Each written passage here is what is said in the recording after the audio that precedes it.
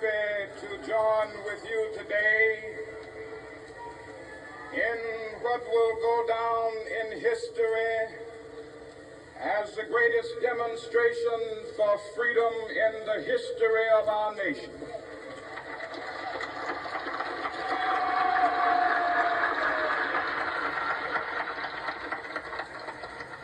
Five score years ago,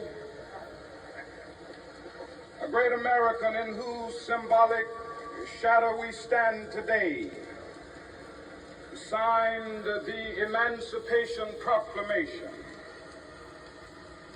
This momentous decree came as a great beacon light of hope to millions of Negro slaves who had been seared in the flames of withering injustice. It came as a joyous daybreak to end the long night of their captivity.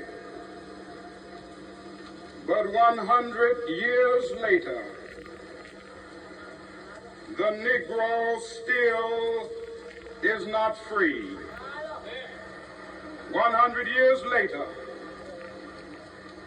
the life of the Negro is still sadly crippled by the manacles of segregation and the chains of discrimination.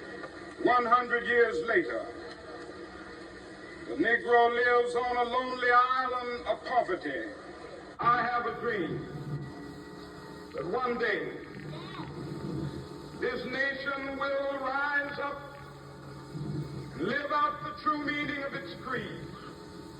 We hold these truths to be self-evident, that all men are created equal.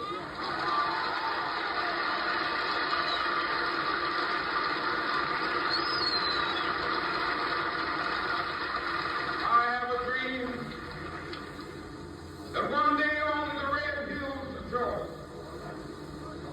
sons of former slaves and the sons of former slave owners will they be able to sit down together at the table of brotherhood. I have a dream that one day, even the state of Mississippi, a state sweltering with the heat of injustice, sweltering with the heat of oppression, will be transformed into an oasis of freedom and justice. I have a dream.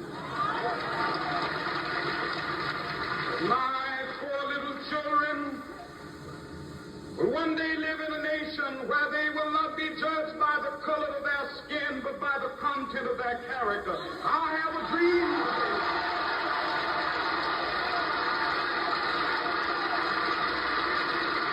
I have a dream that one day, down in Alabama, with its vicious racists, with its governor having his lips dripping with the words of interposition and nullification. One day right there in Alabama, little black boys and black girls will be able to join hands with little white boys and white girls as sisters and brothers. I have a dream today.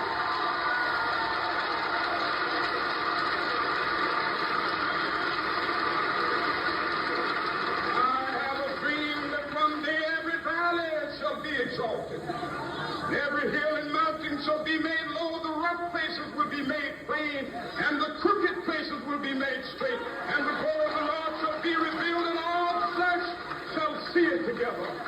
This is our hope.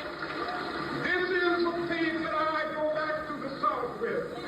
With this faith, we will be able to hew out of the mountain of despair a stone of hope. With this faith, we will be able to transform the jangling discords of our nation into a beautiful symphony of brotherhood. With this faith, we will be able to work together, to pray together, to struggle together, to go to jail together, to stand up for freedom together, knowing that we will be free one day.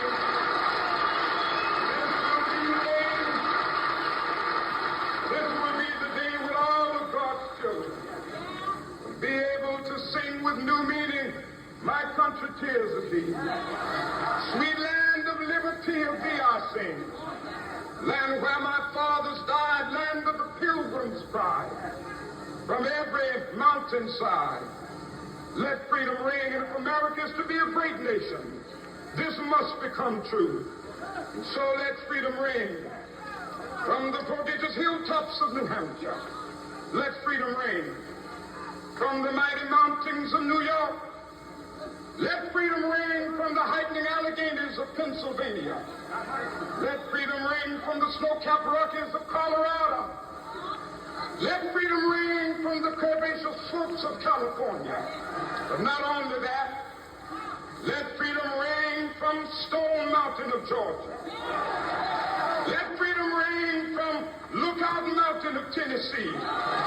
Let freedom ring from every hill and molehill of Mississippi, from every mountainside. Let freedom ring in Minneapolis. When we allow freedom ring, when we let it ring from every village and every hamlet, from every state and every city, we will be able to speed up that day when all of God's children, black men and white men, Jews and Gentiles, Protestants and Catholics, will be able to join